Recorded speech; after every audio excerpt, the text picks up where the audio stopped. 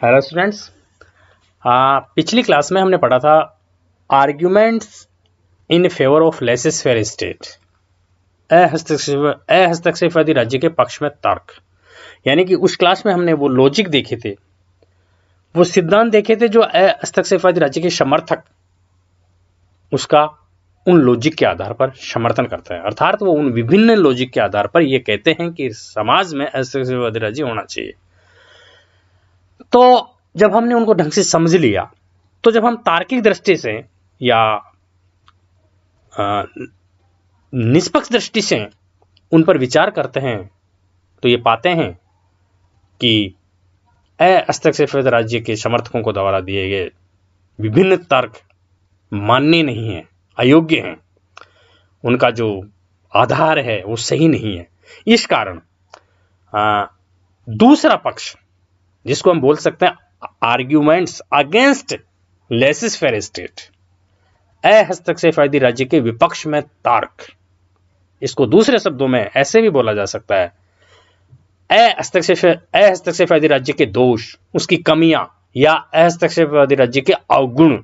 और एक सही बात जो मैं कहना चाहूंगा वो है, इसको हम ऐसे कह सकते हैं अहस्तक्षेपवादी राज्य की आलोचना, कि अर्थात विभिन्न विद्वान किन तर्कों के आधार पर अहस्तक्षेपवादी राज्य की आलोचना करते हैं, अर्थात वो उनके समर्थकों को द्वारा दिए गए तर्कों को नकारते हैं।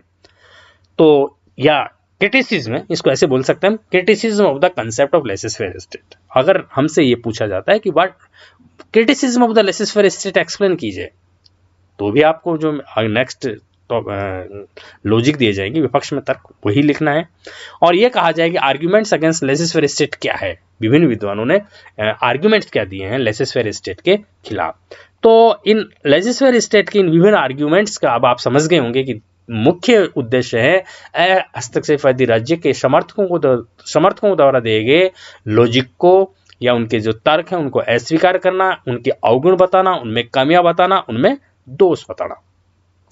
इस प्रकार यह है हस्तक्षेपवादी राज्य के विपक्ष में तर्क, आलोचना। 19वीं शताब्दी में 19th सेंचुरी की बात है, अहस्तक्षेपवादी राज्य का सिद्धांत चरम सीमा पर था। एक कालखंड में देखें तो 19वीं शताब्दी में अहस्तक्षेपवादी राज्य का जो सिद्धांत था वो लोकप्रिय था और बहुत कम समय में इसका प्रबल प्रचार और प्रसार हुआ। किंतु बहुत जल्द, शीघ्र ही इसके दोष और कमियां भी सरकारों के सामने जो स्पष्ट हो गई कि इसमें मुख्य दोष क्या है, मुख्य अवगुण क्या है, जिसके परिणाम स्वरूप उन सरकारों को इस सिद्धांत को त्यागना पड़ा।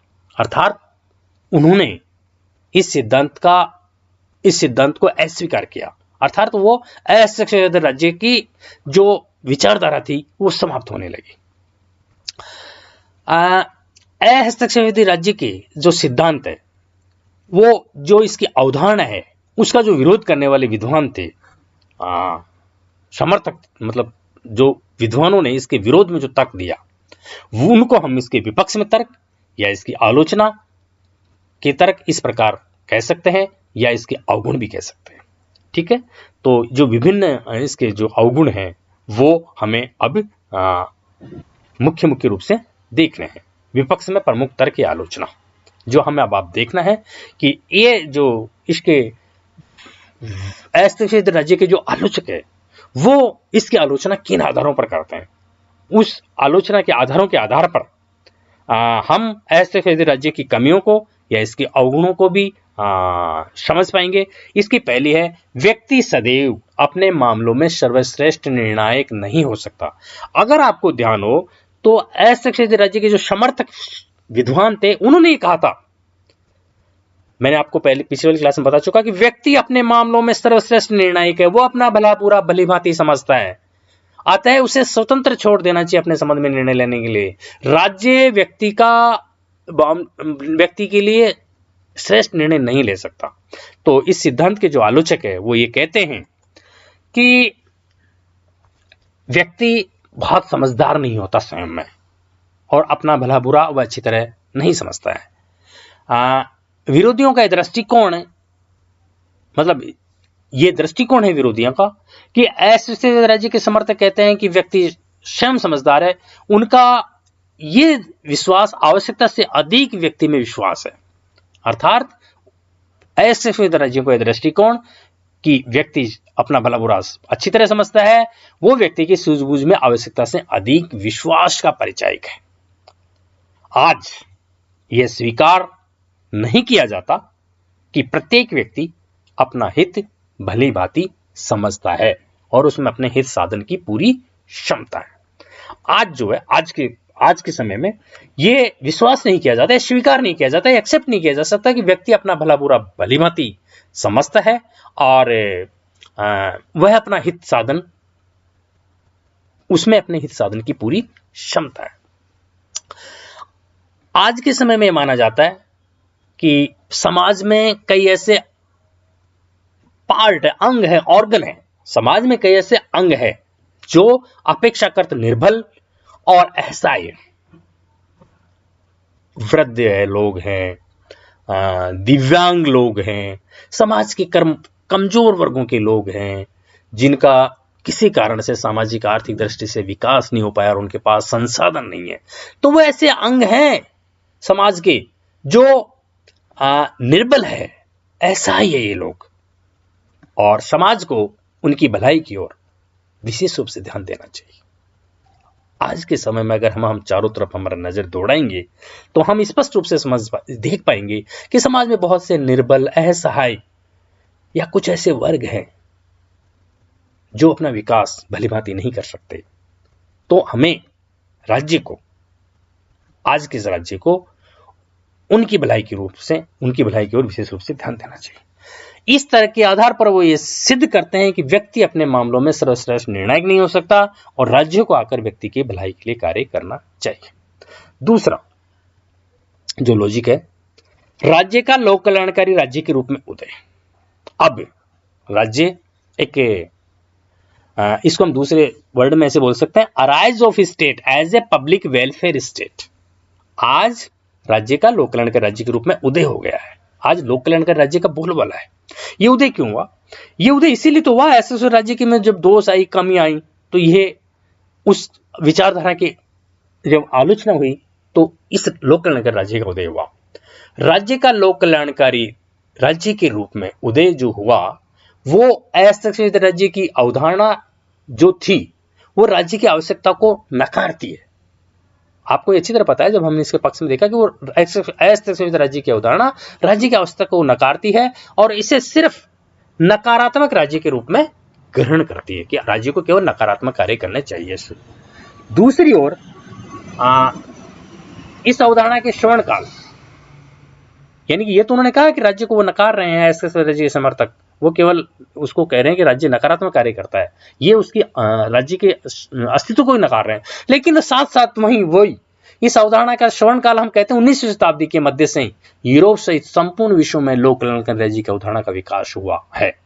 हम जानते हैं कि जब 19वीं शताब्दी में अस्वीकृत राज्य का श्रवण काल था, गोल्डन पीरियड था, उसी समय 19वीं शताब्दी के मध्य से ही यूरोप सहित विश्व के विभिन्न भागों में लोक कल्याणकारी राज्य की अवधारणा का विकास हुआ है, जो अब तक बनी हुई है और लगातार वृद्धि कर रही है। आज लोक कल्याणकारी राज्य की अवधारणा ही प्रचलित है, सभी लोक कल्याणकारी राज्य की अवधारणा को एक्सेप्ट कर रहे हैं। वहीं अस्वीकृत राज्य की अवधारणा अब सिर्फ सैद्धांतिक रूप से विद्यमान है। थ्योरेटिकली हम पढ़ते हैं कि ऐसा एक अवधारणा आई थी और उसकी ये विचारधारा रही थी। उस विचारधारा के बेस पे हम लोक कल्याणकारी राज्य की अवधारणा को भलीभांति समझ पाते हैं। इस कारण आज सैद्धांतिक रूप से हम केवल अस्वीकृत राज्य को केवल पढ़ते हैं। वर्तमान में लोक कल्याणकारी राज्य के उदय ने सिद्ध कर दिया है, प्रेजेंट टाइम में विश्व के विभिन्न भागों में लोक कल्याणकारी राज्य है। तो इस लोक कल्याणकारी राज्य के उदय ने सिद्ध कर दिया है कि राज्य एक सर्वकालिक आवश्यकता है। राज्य एक सर्वकालिक आवश्यकता है, अर्थात राज्य को आप नकार नहीं सकते। राज्य की आवश्यकता है सर्वकालिक, सभी कालों में राज्य की आवश्यकता रही है और आवश्यकता हमें राज्य को एक्सेप्ट करना पड़ेगा। और राज्य वह सभी परिस्थितियां उपलब्ध करवाता है, वर्तमान समय में राज्य वह सभी परिस्थितियां उपलब्ध करवाता है जिनमें व्यक्ति अपने व्यक्तित्व का संपूर्ण विकास कर सके तथा जिनका अनुमान हस्तक्षेपवादी राज्य की अवधारणा में राज्य के हस्तक्षेप के बिना स्वतंत्रता दिए जाने पर लगाया जा रहा था। अर्थात असंशोधित राज्य की अवधारणा में राज्य के हस्तक्षेप के बिना स्वतंत्रता दिए जाने का जो अनुमान लगाया जा रहा था कि व्यक्ति को स्वतंत्र छोड़ दो, अपना विकास कर लेगा, वो जो अनुमान था वो गलत था। और अब के समय में माना जाता है कि व्यक्ति अपने व्यक्तित्व का संपूर्ण विकास उन परिस्थितियों में कर सकता है जिन परिस्थितियों में राज्य उन्हें सुविधाएं उपलब्ध कराता है। अर्थात राज्य का लोक कल्याणकारी राज्य के रूप में उदय हो गया है और सभी लोक कल्याणकारी राज्य के जो स्वरूप है उसको स्वीकार कर रहे हैं। अगले जो इसके विपक्ष में तर्क है वो है राज्य और स्वतंत्रता परस्पर विरोधी नहीं है। उन्होंने कहा था असंशोधित राज्य के समर्थकों ने कि राज्य और स्वतंत्रता परस्पर विरोधी है। अगर राज्य रहा तो व्यक्ति की स्वतंत्रता खतरे में पड़ जाएगी, और जब स्वतंत्रता, उनका तर्क था कि स्वतंत्रता जब नहीं रहेगी तो व्यक्ति अपना विकास नहीं कर सकता। तो इसके आलोचक, इस असंशोधित राज्य के आलोचक कहते हैं कि there is no contradiction between state and freedom, there is no contradiction between state and freedom, अर्थात स्वतंत्रता और राज्य के बीच परस्पर विरोध नहीं है। स्वतंत्रता दोनों में आपस में कॉन्ट्रडिक्शन नहीं है कोई भी। इस कंसेप्ट को मैं आपको और डिटेल से समझाऊं। हस्तक्षेपवादी राज्य और स्वतंत्रता को परस्पर विरोधी मानते हैं, किंतु आज ये सैद्धांतिक रूप से स्वीकार किया जाने लगा है कि राज्य का उद्देश्य विभिन्न व्यक्तियों और वर्गों के हितों में सामंजस्य स्थापित करना है, जिससे समाज उन्नति की ओर अग्रसर हो सके। आज सैद्धांतिक रूप से थ्योरेटिकली स्वीकार किया जाने लगा है कि राज्य का उद्देश्य विभिन्न व्यक्तियों और वर्गों के हितों में सामंजस्य स्थापित करना है, कोऑर्डिनेशन बनाना है विभिन्न व्यक्तियों और वर्गों के बीच, जिससे समाज उन्नति की ओर अग्रसर हो सके, समाज का डेवलपमेंट हो सके, समाज का कल्याण हो सके। आज इस विचार को नहीं माना जाता कि राज्य स्वतंत्रता में बाधक है, कोई मतलब राज्य स्वतंत्रता का में कोई रुकावट है, ऐसा नहीं माना जाता आज। अर्थात सच्ची स्वतंत्रता मनमानी ढंग से काम करने में नहीं है, अपितु सामाजिक नियमों के अनुसार काम करने में है। मतलब सच्ची स्वतंत्रता जो है वो राज्य के सामाजिक नियम जो बने हुए हैं, सामंजस्य के जो नियम बने हुए हैं, वो उन नियमों को स्वीकार करने में सच्ची स्वतंत्रता है, आज ही माना जाता है। इस प्रकार राज्य और स्वतंत्रता का जो परस्पर विरोधी का जो तर्क दिया गया था असंशोधित राज्यों द्वारा वो गलत था। इसकी विपक्ष में एक प्रमुख आलोचना। अगली आलोचना, राज्य एक आवश्यक बुराई नहीं है। आपको चित्र पता है असंशोधित राज्य का एक प्रमुख मान्यता यही है कि राज्य एक आवश्यक बुराई है, अर्थात राज्य एक ऐसी संस्था है जो बुरी है, लेकिन नकारात्मक कार्यों के कारण, कुछ परिस्थितियों के कारण हमें इसे स्वीकार करना पड़ता है, अर्थात राज्य एक आवश्यक बुराई है। यह असंशोधित राज्यों का तर्क था। लेकिन इसके जो विरोधी है, जो इस सिद्धांत के जो असंशोधित राज्य सिद्धांत के जो आलोचक है, वो ये तर्क देते हैं कि राज्य एक आवश्यक बुराई नहीं है। मतलब इसको दूसरे वर्डों में आपको ये लिखना है, if you are English medium student, state is not a necessary evil. देखो इसको मैं आपको क्लियर करूं और ढंग से समझा दूं। हस्तक्षेपवाद की अवधारणा कि राज्य एक आवश्यक बुराई है नितांत गलत सिद्ध हो गई है। आज कोई भी लोक कल्याणकारी राज्य की अवधारणा के उदय के बाद राज्य को एक आवश्यक बुराई के रूप में स्वीकार करने के लिए तैयार नहीं है। प्रेजेंट टाइम में कोई भी ऐसा व्यक्ति नहीं होगा जब लोक कल्याणकारी राज्य का उदय हो गया कि राज्य एक आवश्यक बुराई है। आज का राज्य जो वर्तमान समय का राज्य है वो केवल सुरक्षा और शांति तथा मतलब सुरक्षा और शांति की व्यवस्था ही नहीं करता है, बल्कि नागरिकों के कल्याण और उनके विकास के लिए अनेक योजनाएं बनाता है। आज का जो राज्य है वो केवल नकारात्मक कार्य नहीं करता, बहुत सारे सकारात्मक कार्य करता है, जिनसे नागरिकों का कल्याण और उनके विकास के लिए विभिन्न योजना बनाना और उनको क्रियान्वित करना राज्य का कार्य है। अरस्तु का ये विचार सही है। बहुत टाइम पहले अरस्तु ने विचार किया था कि राज्य की उत्पत्ति मानव जीवन की आवश्यकताओं से हुई है। अरस्तु ने खुद ने कहा था उस समय कि राज्य की उत्पत्ति क्यों हुई है, मानव जीवन की आवश्यकताओं से हुई है और कल्याणकारी जीवन के लिए उसका अस्तित्व निरंतर बना हुआ है। देखो इसकी जो कोटेशन अरस्तु की वही सिद्ध कर रही है। राज्य की उत्पत्ति मानव जीवन की आवश्यकताओं के लिए हुई, अर्थात मानव की कुछ ऐसी आवश्यकताएं हैं जिनका व्यवस्थित संचालन राज्य नामक संस्था से हो सकता है और कल्याणकारी जीवन के लिए उसका अस्तित्व निरंतर बना हुआ है। और जब तक मानव जीवन का अगर कल्याण करना है तो राज्य नामक संस्था को बनाए रखना आवश्यक है, वरना तो अराजकता होगी और जिसमें जंगल राज होगा। इन तर्कों के बाद जो नेक्स्ट तर्क जो है वो आपके सामने ये है अगला जो पॉइंट हम लेंगे, स्वतंत्रता पर तार्किक प्रतिबंध आवश्यक है।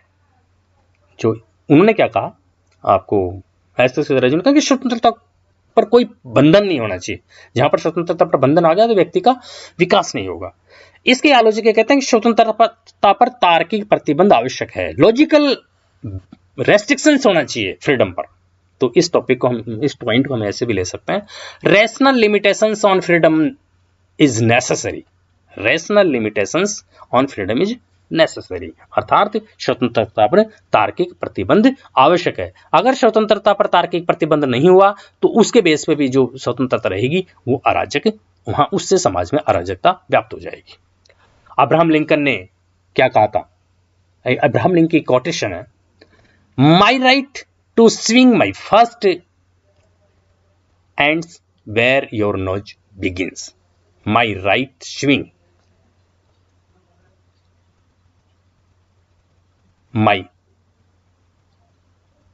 fist, sorry, my right swing my fist hands where your nose begins। अर्थात उसकी जो हिंदी में कोटेशन है ब्रावलिंग की वो ये है, एक व्यक्ति की स्वतंत्रता वहां समाप्त हो जाती है जहां दूसरे व्यक्ति की प्रारंभ होती है। स्वतंत्रता एक व्यक्ति की वहां समाप्त हो जाएगी जहां दूसरे व्यक्ति की शुरू हो जाएगी।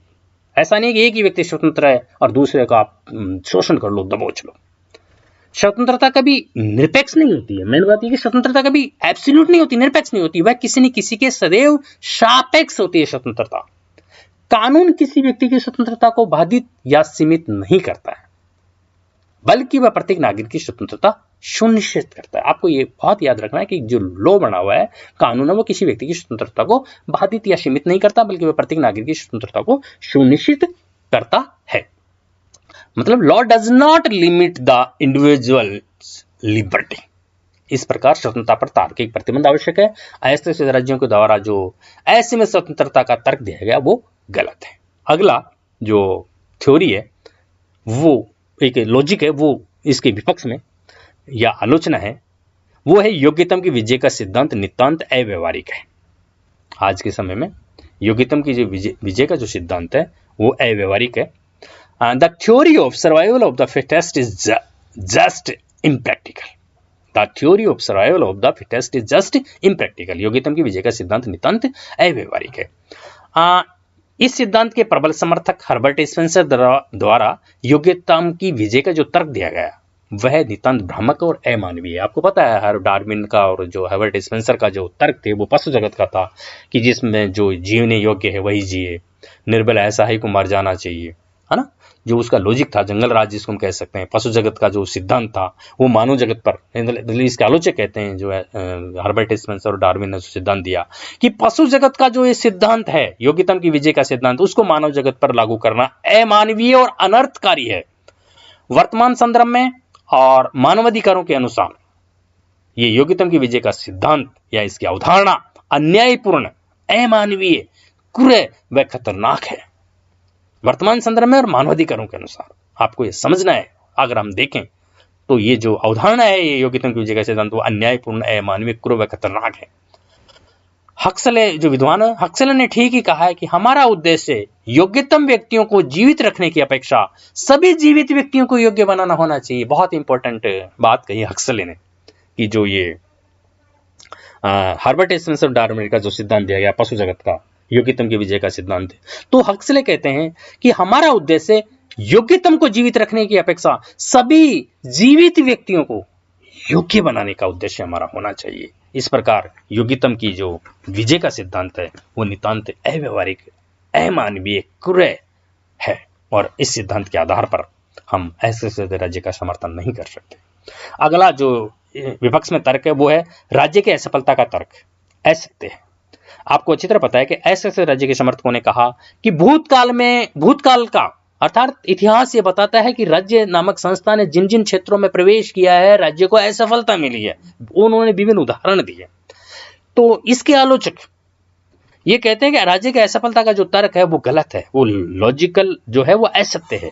इन्होंने कहा, इसके समर्थकों ने अर्थात लोकलैंड राज्य के समर्थकों ने या असंगठित राज्य के आलोचकों ने यह कहा कि असंगठित राज्य की जो धारणा है वो गलत है, कि अतीत के अनुभवों के आधार पर राज्य संस्था असफल सिद्ध हुई है।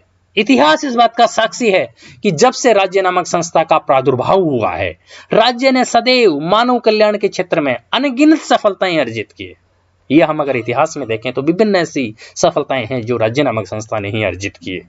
आज मानव जीवन के विभिन्न क्षेत्रों में जो भी सफलताओं के कीर्तिमान हमें दिखाई देते हैं, वे सब राज्य के संरक्षण, सहायता और प्रोत्साहन के बिना संभव नहीं हो सकते।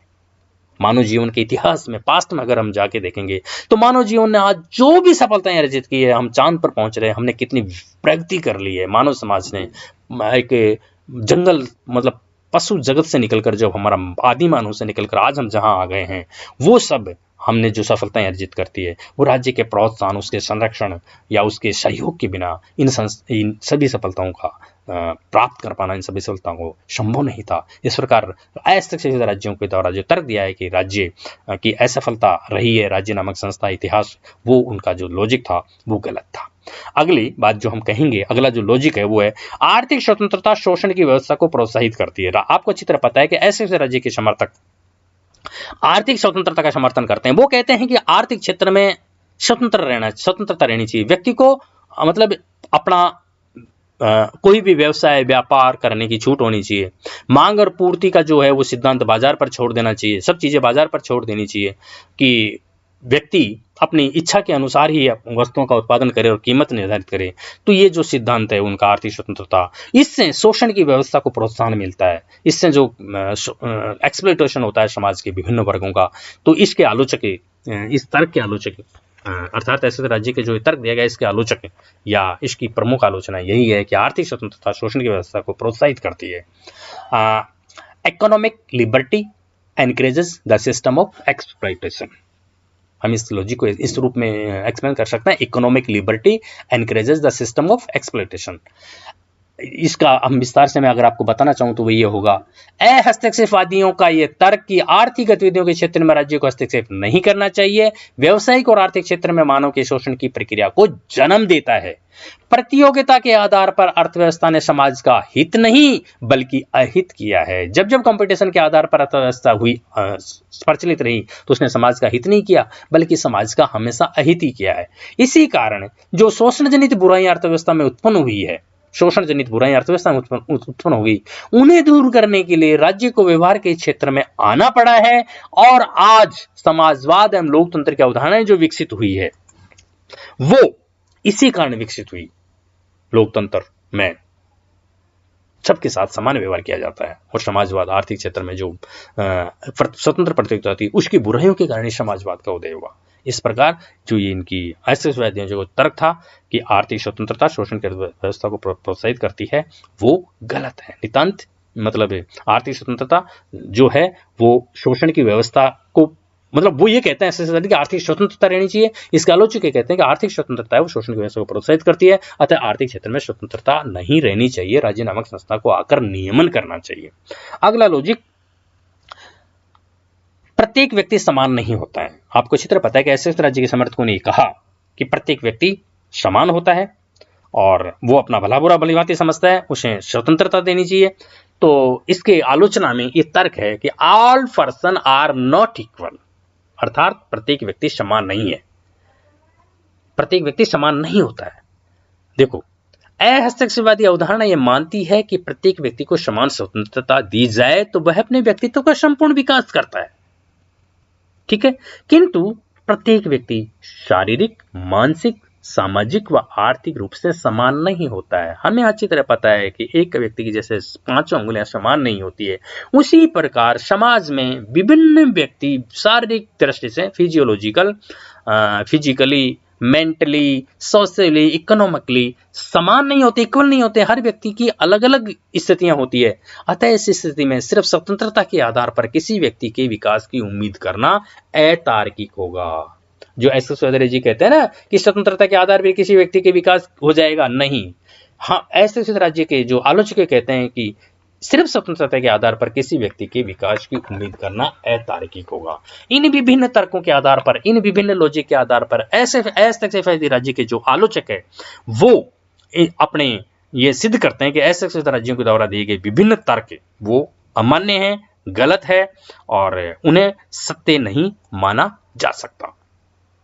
इनके बेस पे हमें एक लास्ट में जब अब हमने अच्छी तरह पढ़ लिया है, देखो हमने अच्छी तरह पढ़ लिया है कि असंगठित राज्य के अर्थ क्या होता है, इसकी अवधारणा क्या है और इसका जो पक्ष में क्या तर्क है, इसकी मेन बातें क्या है, मान्यताएं क्या है, विशेषताएं क्या है, इसके पक्ष में क्या लॉजिक दिए जाते हैं, इसके विपक्ष में क्या तर्क दिए जाते हैं। इन सब को जान लेने के बाद अब हमारे जब ये कंसेप्ट अच्छी तरह क्लियर हो गया कि असंगठित राज्य होता क्या है, तो अब हम पब्लिक एडमिनिस्ट्रेशन के पॉइंट ऑफ व्यू से ये समझेंगे कि असंगठित राज्य अगर समाज में विद्यमान होगा या रहा होगा या आगे मतलब कभी किसी टाइम लोग असंगठित राज्य रहा होगा तो उसमें पब्लिक एडमिनिस्ट्रेशन कैसा रहा होगा, या अगर लोग असंगठित राज्य पाया जाएगा किसी समाज में तो उसमें पब्लिक एडमिनिस्ट्रेशन कैसा होगा। तो ये जो इस बेस पे पब्लिक एडमिनिस्ट्रेशन का जो भूमिका है असंगठित राज्य में क्या होगी, ये छोटी सी आपको एक कंसेप्ट दिमाग में रखना चाहिए। जब हम उसकी सब बातें समझ चुके तो हम मानते हैं कि असंगठित राज्य, जब ये असंगठित राज्य के समर्थकों ने जो बातें कही उसके आधार पर हमें कह सकते हैं कि असंगठितवादी राज्य केवल सुरक्षात्मक कार्यों को करने तक सीमित है। उनके समर्थकों ने कहा कि राज्य को केवल नकारात्मक कार्य करने चाहिए, केवल सिक्योरिटी लॉ एंड ऑर्डर वाले और लोक कल्याणकारी कार्य नहीं करना चाहिए। तो ये राज्य मानव जीवन के विभिन्न क्षेत्रों में कोई कल्याणकारी कार्य संपन्न कर ही नहीं सकता, क्योंकि इसके समर्थक ही कह रहे हैं कि राज्य को करना ही नहीं चाहिए। जब वो मानव जीवन के क्षेत्र में कोई कल्याणकारी संपन्न करेगा ही नहीं तो लोक प्रशासन अपने आप ही सीमित रहेगा। ठीक है, ऐसे राज्य में लोक प्रशासन के कार्य की सूची भी छोटी रहेगी, निश्चित रहेगी, सीमित रहेगी। असंगठितवादी राज्य का प्रशासन केवल सेना और पुलिस का प्रशासन प्रतीत होता है। वो तो कहते हैं ना केवल नकारात्मक कार्य सुरक्षात्मक कार्य तो सेना का प्रशासन, पुलिस का प्रशासन। ऐसे राज्य में लोक प्रशासन की भूमिका तथा लक्षण इस प्रकार होंगे। कैसे होंगे, ये जो आपकी स्लाइड में दिया हुआ है, लोक प्रशासन के सीमित कार्य होंगे और उसके छोटे संगठन होंगे। कार्य सीमित होंगे क्योंकि लोक कल्याणकारी राज्य तो उसको दिए नहीं जाएंगे, केवल सुरक्षात्मक कार्य दिए जाएंगे। आगे हम कह सकते हैं कि ऐसे राज्य में अगर कहीं होगा या रहा, ऐसा राज्य रहा होगा तो ऐसे राज्य में सीमित संख्या में ही विभाग रहे होंगे। कौन कौन से सरकार के जो विभाग है वो सीमित संख्या में रहे होंगे। क्या किन किन विभागों की आवश्यकता होगी, केवल डिफेंस की, प्रतिरक्षा, वैदेशिक संबंध, दूसरे देशों से संबंध, मिनिस्टर ऑफ एक्सटर्नल अफेयर्स जो हमारे अभी काम कर रहा है उसकी आवश्यकता होगी, केवल विदेश विभाग जिसको हम दूसरे शब्दों में शब्द भाषा में बोल सकते हैं, मिनिस्ट्री ऑफ होम, गृह विभाग कानून व्यवस्था बनाए रखने के लिए, वित्त विभाग वित्त फाइनेंस की व्यवस्थाएं कुछ कार्य करने के लिए, या जस्टिस जुडिशरी न्याय विभाग, केवल यही विभाग होंगे। समाज कल्याण विभाग नहीं होगा, मतलब जनजाति विभाग नहीं होगा। विभिन्न विभाग है जो आर्थिक मामले, मतलब बहुत सारे विभाग जो सरकार के हैं वो उनकी आवश्यकता ही नहीं होगी। तो ऐसे में सीमित संख्या में विभाग होंगे। अगले जो हम कह सकते हैं प्रशासनिक संरचना और प्रक्रियाओं में भी सरलता रहेगी, क्योंकि प्रशासन जब जटिल होगा ही नहीं, विभिन्न कार्य करेगा ही नहीं, तो प्रशासनिक संरचना और प्रक्रियाओं में भी सरलता, बिल्कुल सरलता रहेगी।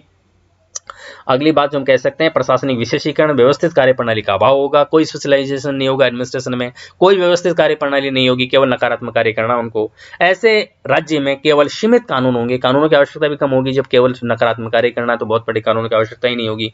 अगली बात जो हम कह सकते हैं लोक कल्याणकारी कार्यों में संस्थाओं का अभाव होगा। जो विभिन्न लोक कल्याणकारी कार्य कर रहे हैं सरकार द्वारा किए जा रहे हैं उनका भी अभाव होगा, और इन कार्यों को करने वाली विभिन्न संस्थाओं का भी ऐसे राज्य में अभाव होगा। लोक प्रशासन नियामकीय नकारात्मक होगा। ये आपको चित्र पता है कि लोक प्रशासन नियामकीय होगा, नकारात्मक होगा। इस प्रकार असंगठित राज्य में लोक प्रशासन सरल और सीमित रहेगा, या अगर पहले था तो किसी समाज के किसी भाग में असंगठित राज्य तो उसमें लोक प्रशासन सरल और सीमित रहा होगा। इसकी प्रशासनिक संरचना न तो जटिल रही होगी और न विस्तृत रही होगी। जब इस तरह राज्य होगा तो पुराने टाइम में इसकी प्रशासनिक संरचना न जटिल नहीं रही होगी, सीमित रही होगी। इतना सब कुछ जान लेने के बाद जब हमने इसको अच्छी तरह पढ़ लिया कि असंगठित राज्य होता क्या है, असंगठित राज्य में लोक प्रशासन कैसा रहा होगा, हमारे दिमाग में क्वेश्चन आता है कि क्या प्रेजेंट टाइम में वर्ल्ड के किसी कंट्री में असंगठित राज्य है, अर्थात क्या वर्तमान विश्व में असंगठित राज्य का अस्तित्व है। एक क्वेश्चन है, क्या वर्तमान विश्व में कोई असंगठित राज्य है। अगर हम विभिन्न दृष्टिकोणों से देखें तो ये समझ पाएंगे कि आज असंगठित राज्य नहीं है कहीं भी। देखो 21वीं शताब्दी है आज की, 21वीं शताब्दी में विश्व के किसी भी भाग में ऐसा कोई राज्य हमें दिखाई नहीं देता जो असंगठित राज्य की मान्यताओं को स्वीकार करता हो। यह शताब्दी लोक कल्याणकारी राज्य की अवधारणा की शताब्दी मानी जाती है। पब्लिक वेलफेयर, सोशल वेलफेयर की सेंचुरी मानी जाती है वर्तमान शताब्दी। अतः आज का राज्य बहुजन हिताय बहुजन सुखाय का संकल्प स्वीकार किया जाता है। आज बहुजन हिताय बहुजन सुखाय, ये संकल्प आज का राज्य का माना जाता है। और राज्य अधिकतम लोगों के अधिकतम कल्याण की भावना से प्रेरित होकर कार्यशील आज के राज्य अधिकतम लोगों के अधिकतम कल्याण, मैक्सिमम लोगों का मैक्सिमम वेलफेयर, ये भावना से आज राज्य कार्य कर रहे हैं। अतः वर्तमान विश्व में ऐसा कोई राज्य या कोई ऐसे राज्य जैसी अवधारणा हमें कहीं भी दिखाई नहीं देती है। इस प्रकार वर्तमान विश्व में अगर आपसे पूछा जाए कि कोई ऐसा राज्य है, तो हम ये मानेंगे कि वर्तमान विश्व में ऐसा कोई भी लोक कल्याण का राज्य नहीं है। अब इस चैप्टर से आपको ये ऐसे राज्य के विभिन्न पक्ष, विभिन्न आयाम, विभिन्न अवधारणाएं स्पष्ट हो गई है। और इनको जान लेने के बाद आगे के जो आपके इस लोक कल्याण का राज्य, प्रशासनिक राज्य से संबंधित जो अवधारणाएं आएगी, जो विशेषताएं आएगी, वो आप ढंग से समझ पाएंगे। अतः इन्हें ढंग से बुक्स में से वापस पढ़ें और इनको बातों को ढंग से समझें और वापस इनको लर्न करें।